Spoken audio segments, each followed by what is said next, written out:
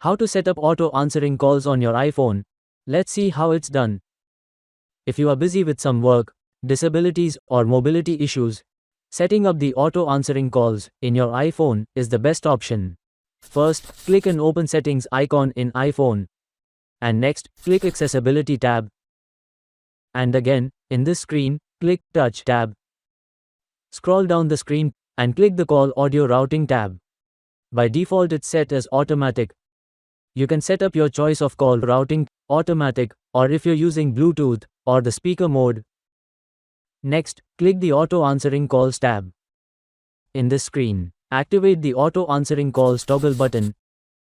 Here in this screen, you can set the time, after which, the auto answering calls become active. It's 3 seconds by default.